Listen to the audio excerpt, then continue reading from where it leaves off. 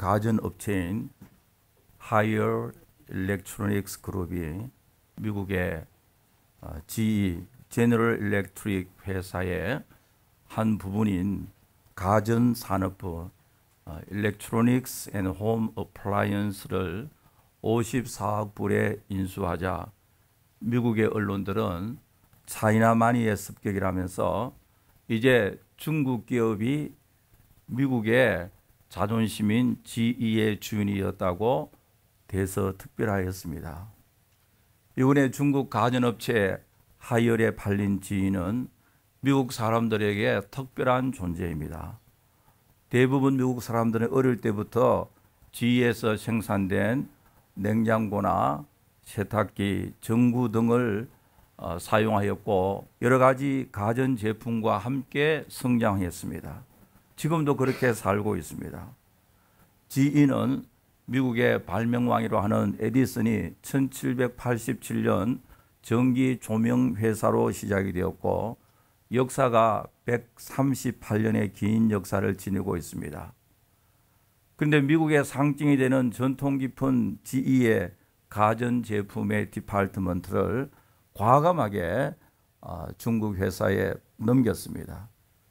이제 GE의 CEO는 이제는 GE는 제조업이 아니라 인더스트리얼 인터넷, 산업 인터넷 사업에 집중한다는 중요한 결단을 내렸습니다.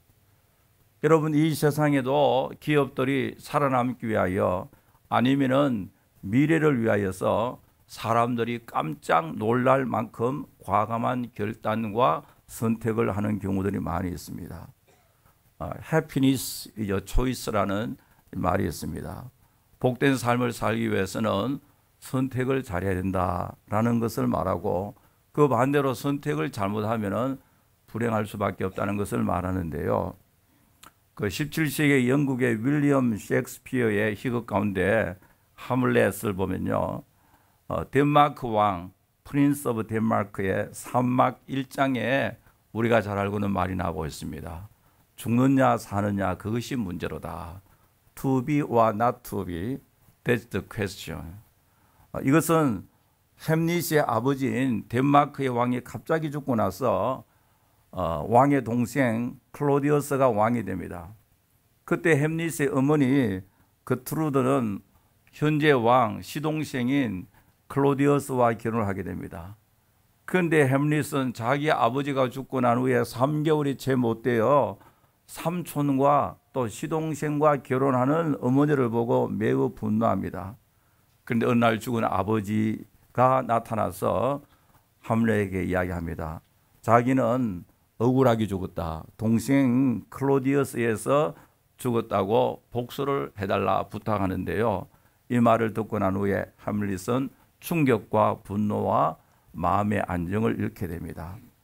그래서 함렛은 자기의 아버지를 죽인 삼촌이죠. 지금은 왕이죠. 원수를 갚습니다.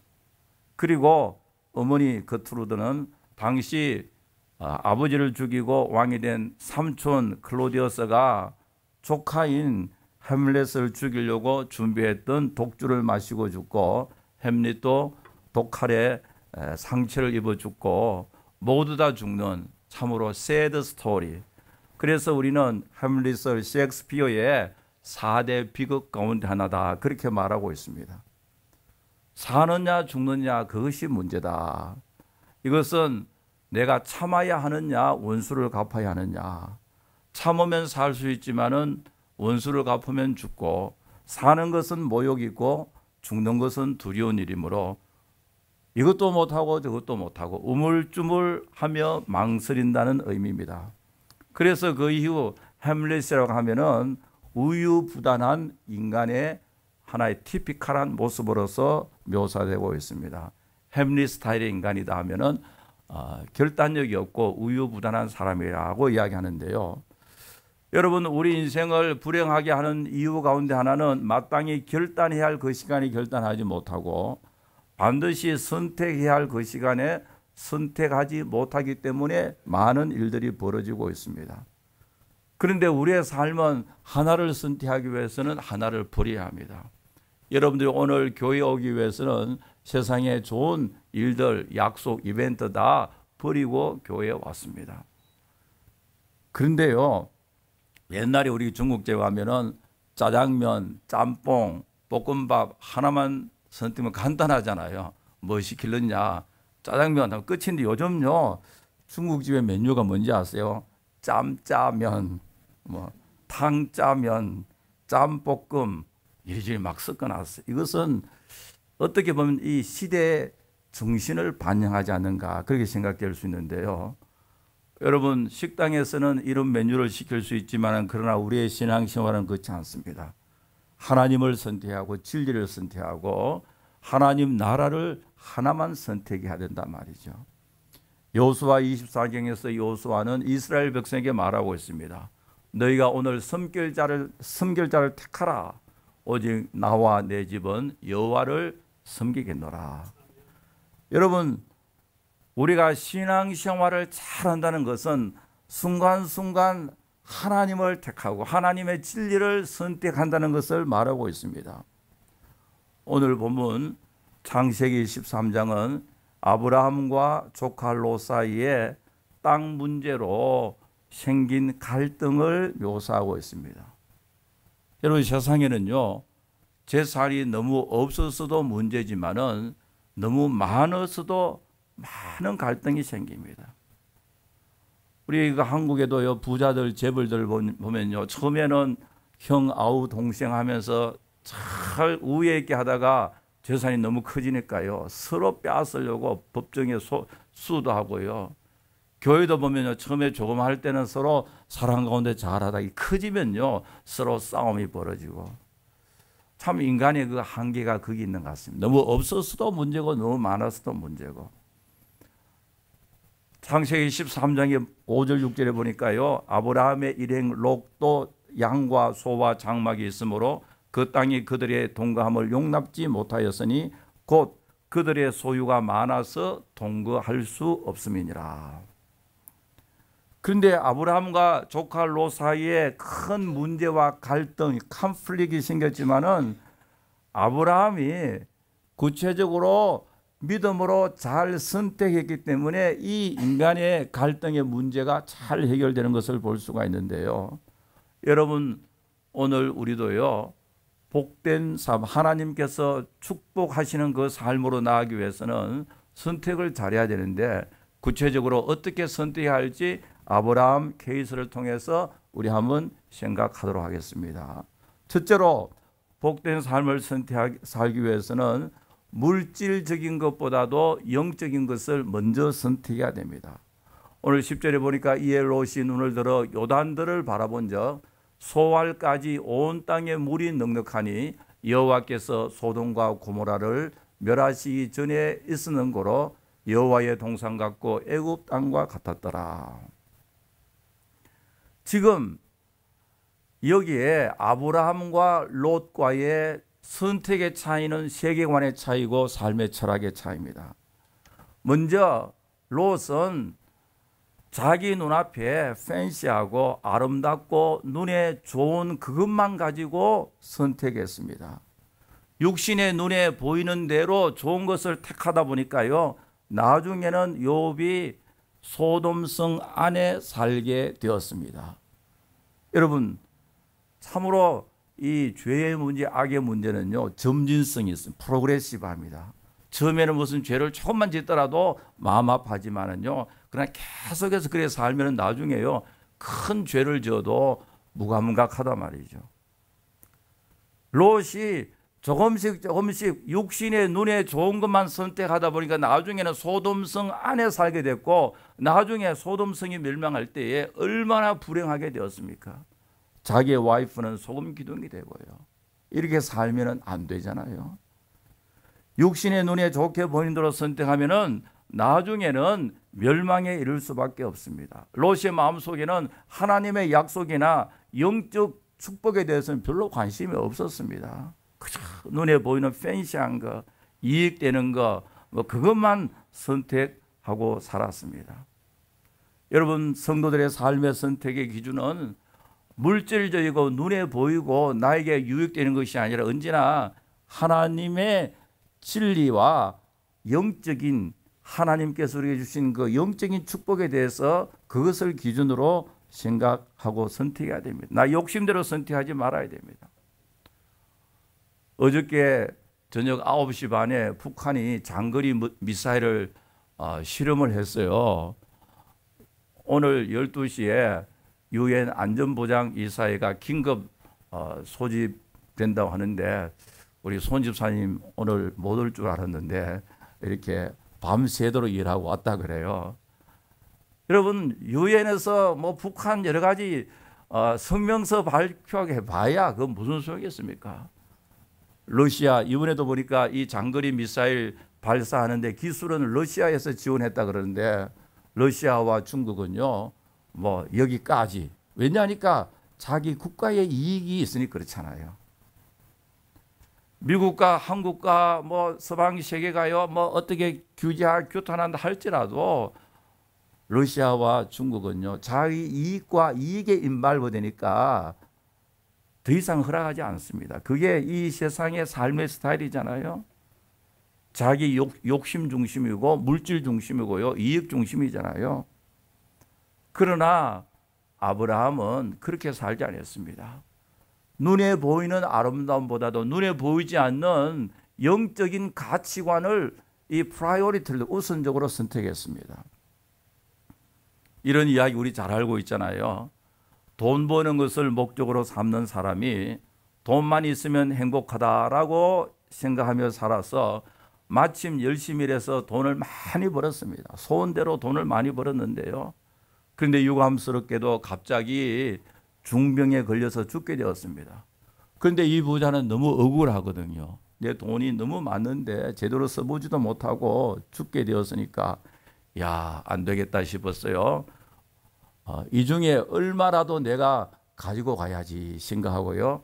믿을 수 있는 세 사람을 택했습니다. 목사님과 의사와 변호사 세 사람을 지목하여 특별히 부탁했습니다. 내가 돈이 너무 많은데 그중에 다는 못 가지고 가고 어느 정도는 내가 가지고 가야 되겠는데 캐시로 100만 불씩 줘가지고요. 300만 불이라도 죽을 때 갖고 가야 되겠다. 내가 죽고 난 후에 내 관속에 좀 넣어달라고 했습니다. 그 세 사람이 굳게 약속했어요. 그래서 퓨너럴 할 때 관속에 다 돈을 넣었습니다. 장례식을 마치고 오는 길에 목사님이 마음에 갇히게 되었어요. 옆에 있는 사람한테. 사실은 내가 11조는 좀 뗐습니다. 그렇게 이야기했어요. 그게 굉장히 마음에 걸린다고 그랬어요. 그런데 의사는 하는 이야기를 내가 지금 병원을 짓는데 돈이 모자라서 50만 불은 좀 뗐다. 그렇게 이야기했어요. 이 말을 들은 변호사가요 펄쩍 뛰면서 아니 죽은 사람이 유언을 그렇게 돈을 가져가면 어떡하느냐. 나는 전액을 관속에 다 넣었는데 캐시는 내가 가져가고 퍼스널 체크를 넣었다 그랬어요. 100만 불 퍼스널 체크를 관속에 넣었다. 여러분 얼마나 비참한 이야기입니까?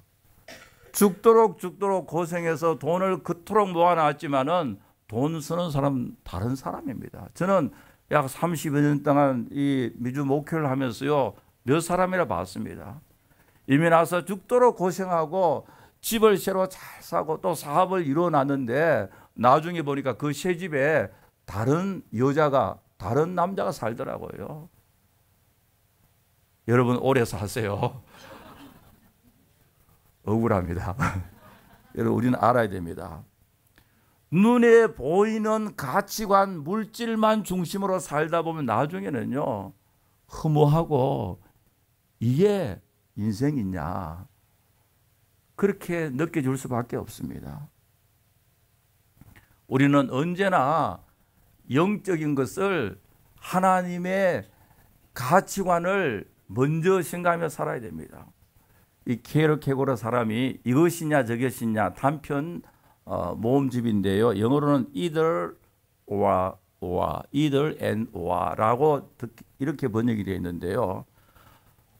이분은 인생의 삶을 세 단계를 보았습니다. 먼저 심미적 단계, aesthetic stage, 미적인 단계지만은 다른 말로 하면은 아름다움이라는 뜻이 아니라 욕구 충족적인 삶입니다. 내가 하고 싶은 거 하고 내가 본능적으로 하고 싶은 것 하는 자기 욕망을 충족시키는 삶인데요. 그렇게 살다 보니까 또 삶이 보링하고 내가 하고 싶은 거 다 해봐도 의미가 없거든. 그래서 그 다음 단계의 사람은 뭐로 나가냐니까 ethical stage, 윤리적인 단계로 나아갑니다. 윤리적으로 절제하고 윤리적인 사람이 되니까 어느 정도 의미가 있는데 또 문제가 생겼습니다. 왜냐하니까 아무리 도덕군자처럼 살아도 인간이 마지막에는 죽게 되거든요. 그래서 여기서 인간의 존재론적 불안, 이 실존적 불안감을 느낍니다. 그러면 인간이 존재하는 그 자체가 불안과 함께 인간이 살아있다는 그 자체가 불안 속에 존재한다는 것을 말하고 있습니다.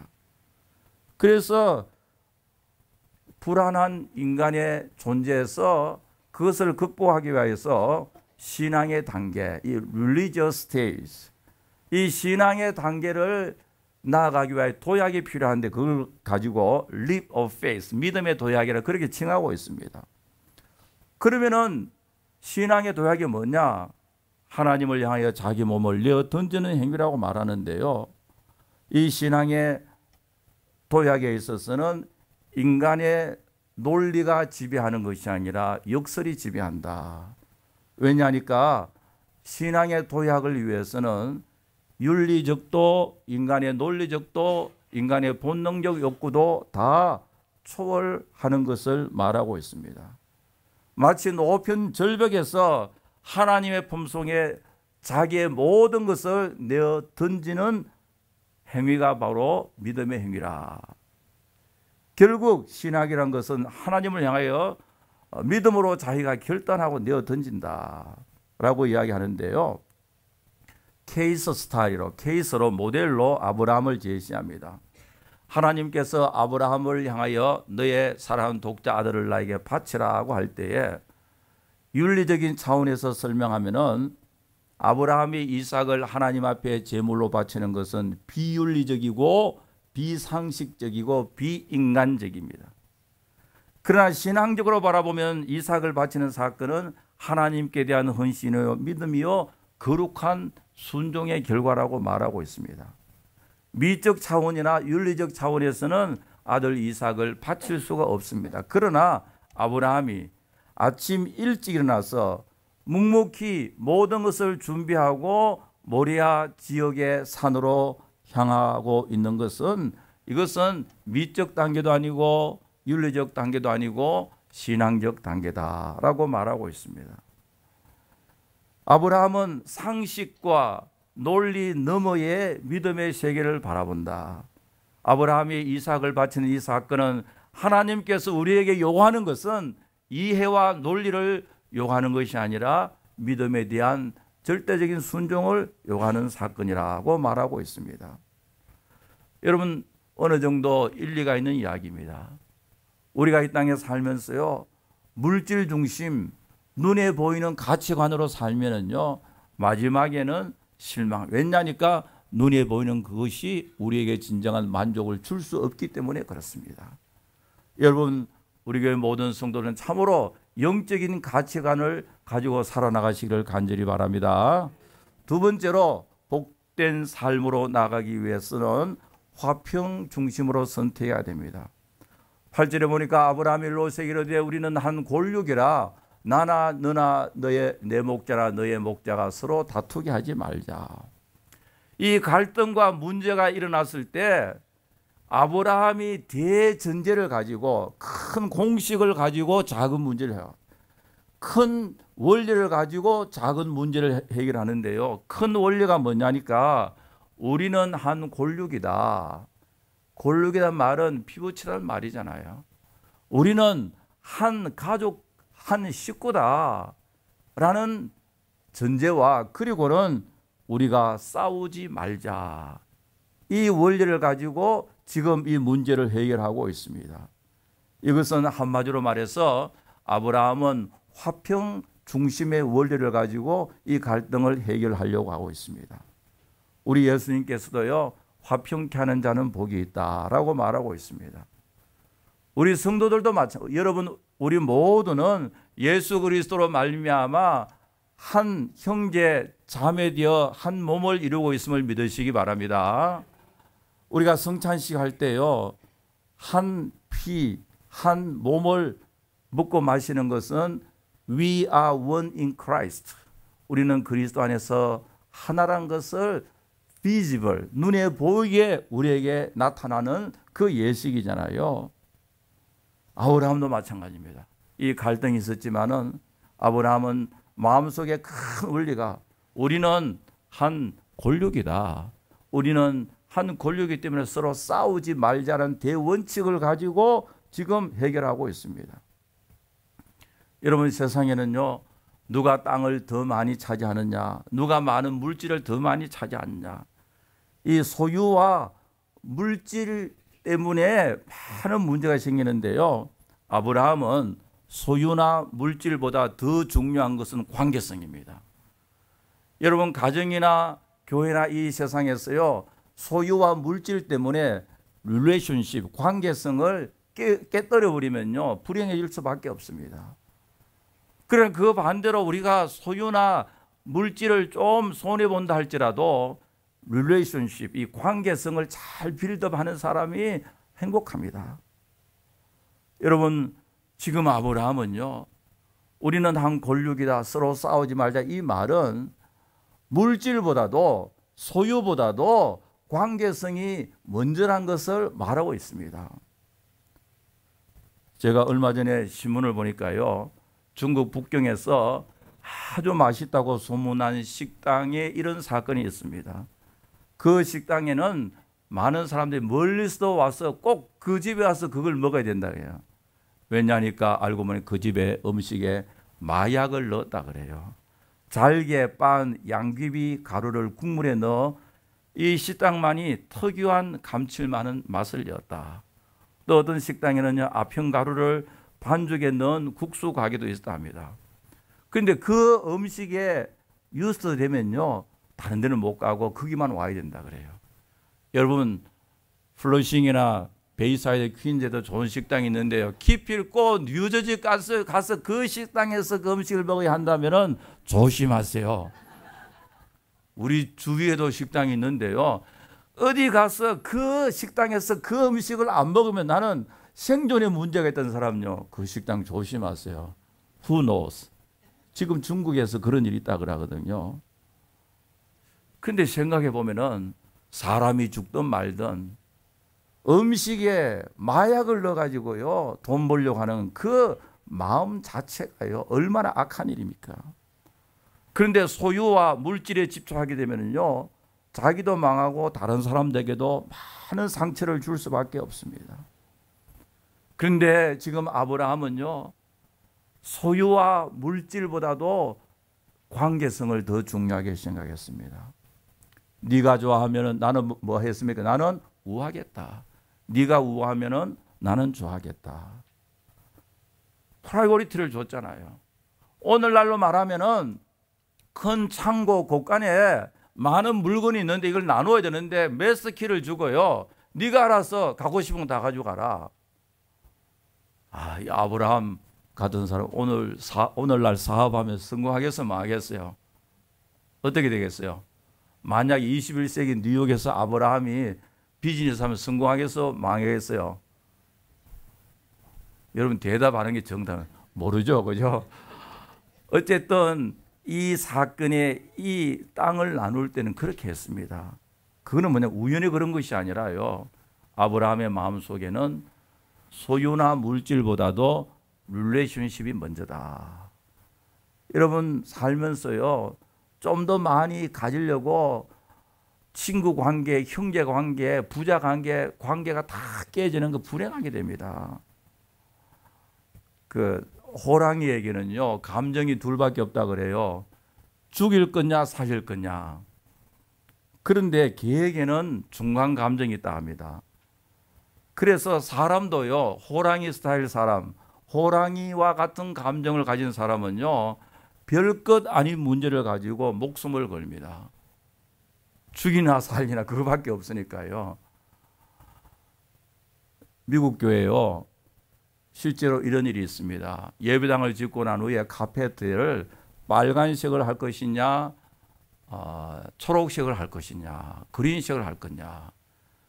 그 문제를 가지고 싸우다가 아직까지 카페들을 못 갑니다. 한편에서는 교회는 예수님의 십자가의 보혈을 상징하는 빨간색을 깔아야지. 아니야, 교회는 푸른 초원을 상징하는 그린색을 해야지. 여러분, 교회 뭐 빨가면 어떻고 푸르면 어떻고 하얗면 어떻겠어요? 그저 편리한 대로 하면 되지요. 그런 사람은 감정이 호랑이 스타일입니다. 호랑이 스타일이요. 자, 여러분, 우리 성실 장로교회 성도들은요, 무슨 일, 여러분들 가정에서, 교회에서, 사회에서 우리가 결단하고 선택할 때, 주안에서 화평 중심으로 선택할 때 하나님께서 우리가 생각하는 그 이상으로 놀라운 복으로 함께하여 주실 줄 분명히 믿습니다. 세 번째로, 더욱 복된 삶으로 나아가기 위해서는 하나님의 약속과 하나님의 진리를 선택해야 됩니다. 오늘 보면 14절에 보니까요, 롯이 아브라함을 떠난 후에 라고 기록되고 있습니다. 성경에는 in written form, 아주 문자적으로 기록합니다. 롯이 아브라함을 떠난 후에. 왜 이렇게 성경이 기록되었을까? 여러분, 그래도 지금까지 외로운 타향에서 갈대아 우르에서 출발해서 지금 가나안 땅은요, 머나먼 고향입니다. 아주 먼 고향인데 지금 주위에는 전부 다 가나안 사람이 살고 있고 지금 친척은 아브라함과 자기 롯밖에 없다고요. 그러니까 롯이 자기의 마음을 아프게 하고 배신했지만은 미운정 고운정 지금 다 들었잖아요. 자기가 아버지처럼 챙겨줬고요. 그런 아브라함이 떠날 때 섭섭한 마음도 있었지만은 한편으로 외로움도 있었음이 틀림없습니다. 인간이기 때문에요. 여러분 그렇잖아요. 막 조카가 싸우다가 막상 조카가 다 떠나오니 혼자요. 우리 이민 사회에서도요, 뉴욕에는 여러분들 그런 걸 못 느껴요. 뉴욕에 살면은 저는 항상 뉴욕은 참 축복된 삶이야. 뉴욕에는요.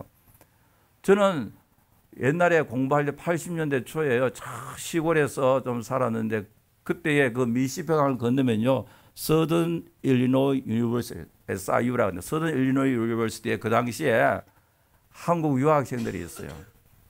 간혹 있었는데 그때 한 번씩 제가 우리 집 사람과 드라이브를 해서 가면은 한 1시간 반 걸리는데 저는 학생들에게 한국 음식을 한 번씩 먹이고 교회를 좀 데리고 나오려고 갔는데요. 물어보니까 제일 큰 프로블렘이 뭐냐니까 외롭다 그래요. 외롭다. 왜냐 한국서 대학을 마치고 대학원 과정으로 왔으니까요. 그러니까 뉴욕은요, 플러싱이나 베이사이드 가면 외로울 여유가 전혀 없어요. 전부 다 한국 사람이 있고 하니까요. 그러니까 뉴욕에 사는 사람 절대로 불평하지 말고 감사하시기 바랍니다. 왜 아무도 감사 안 합니까? 얼마나 좋아요. 한국 문화권도 체험하고 미국 문화권도 체험하고요. 그러나 저기 시골에 가면은 안 그렇다고 지금 모르지만은요. 근데 아브라함이 조카 롯이 떠나고 난 뒤에 외로움과 고독을 느꼈을 거예요. 좌우에 아무도 없잖아. 지금 가난한 사람밖에 없고요. 바로 그 시간에 롯이 아브라함을 떠난 후에 누가 말씀하고 있습니까? 하나님께서요. 우리 하나님요, 우리의 감정을 정확하게 아시고요. 지금 하나님께서 아브라함에게 나타나셔서 아브라함에게 이르시되 너 지금 동서남북 사방을 바라보라. 이 땅을 너에게 주고 너의 자손에게 주리라. 하나님께서는 아브라함의 현재 문제도 개런티할 뿐만 아니라 미래의 문제까지도 하나님께서 약속해 주시는 하나님이십니다. 여러분 오늘도 마찬가지입니다. 여러분 이민생활 어려움과 힘든 일이 있습니까? 하나님의 음성을 들으시기 바랍니다. 하나님으로부터 위로함을 받으시기 바랍니다. 하나님께서는 현재 문제뿐만 아니라 우리의 next generation, 나중의 문제, 미래까지도 하나님께서 우리에게 함께 해주시고 복을 주실 줄 분명히 믿습니다. 그러므로 18절에 보니까요, 아브라함이 장막을 옮겨 헤브론에 있는 마므리 상수리 수풀에 이르러 거하며 거기서 여호와를 위하여 단을 쌓았다. 어떤 일이 있다 할지라도 아브라함은 하나님의 약속을 의지하고 지금 헤브론에 거주하고 있습니다. 그때 하나님 앞에 또 제단 쌓고 예배를 드리고 있습니다. 여러분, 아브라함은 참으로 하나님의 진리와 하나님의 약속, 이 땅을 너와 너에게 후손에게 주겠다, 그 진리의 약속, 하나님의 언약, 하나님의 커버넌트, 언약을 믿고 그 땅에 굳세게 살아갔습니다. 여러분, 시편 119편에 보면 다윗도 이렇게 고백하고 있습니다. 주의 말씀의 맛이 내게 어찌 그리 단지요, 내 입에 꿀보다 더 나이다, 더 다나이다. sweeter than honey. 이거는 literally 문학적인 expression, 문학적인 표현입니다.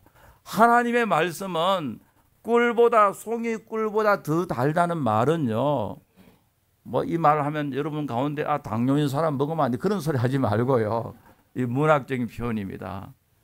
하나님의 말씀이 나에게 있어서 가장 귀하고 복되고 이 말씀 위에는 없으면 살 수 없다는 표현이잖아요.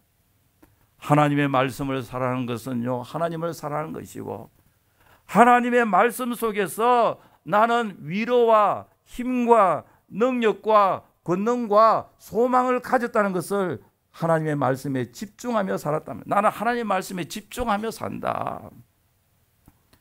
하나님의 말씀에 집중할 때 우리를 하나님께서 지혜롭게 해주시고 우리의 삶을 인도해 주시고 결국 복된 길로 인도해 주심을 믿으시기 바랍니다. 저기 뉴올리안스에 생음악을 연주하는 식당에서 두 사람이 술을 먹고요, 서로 싸움이 벌어졌습니다. 처음에는 두 사람이 싸웠는데 그 다음에는 한 사람 한 사람 일어나더니 두 패가 갈려 두 패 싸움이 되었습니다. 난장판이, 식당이 난장판이 되었습니다. 다 깨어지고 부서졌습니다. 그래서 식당 주인이 경찰을 불렀는데요, 경찰이 온다니까 다 도망가고만, 다 도망갔습니다. 그런데 저 구석에서 처음부터 유독 나팔을 불고 있는 한 청소년이 있었는데요, 그 소동 속에서도 가란 곳 없이 눈을 지그시 감고 나팔만 불고 있었습니다. 그래서 경찰이 그 소년에게 가서 도대체 what happened here? 여기에 무슨 일이 있었냐라고 물으니까요, 하는 이야기가 나는 아무것도 보지 못했습니다. 지금 말이죠, 나팔 불고 옆에서는 지금 패싸움이 나서 난리가 났는데 무슨 일이 있었냐고 물으니까요, 하는 이야기가 뭐냐니까 나는 아무것도 보지 못했습니다. 이 사람이 우리가 잘 알고 있는 What a Wonderful World 부른 루이 암스트롱입니다. 암스트롱이 뉴올리안스의 가난한 흑인 가정에 태어나서 공부도 못하고 이 소년 시절 때 마약을 복용하고 악한 친구들 때문에요, 소년들 교도소에 왔다 갔다 한 일도 있는데 어느 날 소년 교도소에서 트럼펫을 배웠습니다. 트럼펫을 배우고 거기에 너무나 재미있어서 트럼펫을 열심히 불다 하니까 마약도 정리했고 나쁜 친구들도 정리했습니다.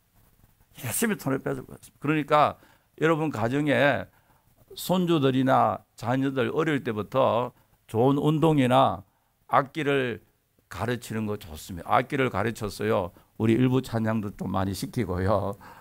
악기, 그러니까 이 루이 암스트롱이요, 이 트럼펫을 불면서 거기에 빠져가지고 잘못된 마약이나 친구들을, 갱스터를 다 정리했습니다. 그리고 나중에 찬송가도 많이 불렀잖아요. 보험송 그 중에 하나가 Nobody knows the trouble I have seen. 누가 나의 괴로움 알며 불러서 많은 사람들이 감동도 줬는데요. 근데 루이 암스트롱은 이런 이야기 했습니다. 나는 나팔 불 때 가장 행복했습니다. 여러분, 나팔 불 때 행복한 것도 중요하지만은요, 다윗은요, 나는 하나님의 말씀을 묵상할 때 가장 행복했습니다 라고 고백하고 있습니다. 하나님의 말씀이 너무 달고 오묘하여 너무너무 귀해서 나의 삶이 하나님의 말씀 속에 완전히 몰입해버린 것을 말하고 있습니다. 그때 말씀이 나를 이기고 나의 죄악을 이기고 세상을 이기고 하나님의 큰 은혜의 물가로 인도해 주셨다고 말하고 있습니다. 여러분, 오늘 이 시간 우리가 만약에 임종하는 시간이라고 생각해 보세요. 여러분 곁에 울고 있는 식구들이 궁극적으로 무슨 위로가 되겠습니까? 자녀들이 여러분들 옆에 둘러서 있다고 해서 무슨 큰 힘이 되겠습니까? 의사는 와서 하는 이 아이가 I'm sorry, 이제 준비하십시오, 그 말밖에 할 수 없습니다. 그 궁극적인 시간에 우리에게 가장 필요한 것은 우리 구주 예수 그리스도 또 하나님의 약속의 말씀임을 믿으시기 바랍니다. 그 말씀만이 우리에게 진정한 위로가 됩니다. 사랑하는 성도 여러분, 우리 모두는 우리의 인생은요 점점 복된 길로 나아가야 됩니다. 지금 어렵고 힘들지만은 점점 복된 삶으로 나아야 되는데, 그렇게 하기 위해서는요 영적 안목을 가지고 모든 것을 선택해야 됩니다. 주 안에서 화평의 기준을 가지고 선택해야 됩니다. 나가서 하나님의 말씀과 진리 편에서 선택하게 될 때 하나님께서 여러분들의 인생을 가장 귀하고 복된 길로 인도해 주실 줄 믿습니다. 아버지 하나님, 감사합니다. 저희들 이 시간 참으로 복된 삶을 살기 위해서 어떻게 살아야 할지를 생각했습니다. 주의 성령께서 지혜와 명철을 주셔서 우리의 인생이 어제보다는 오늘, 오늘보다는 내일 참으로 하나님의 크신 축복 가운데 복된 삶이 될 수 있도록 주의 성령께서 인도하여 주시옵소서. 예수님의 이름으로 기도하옵나이다.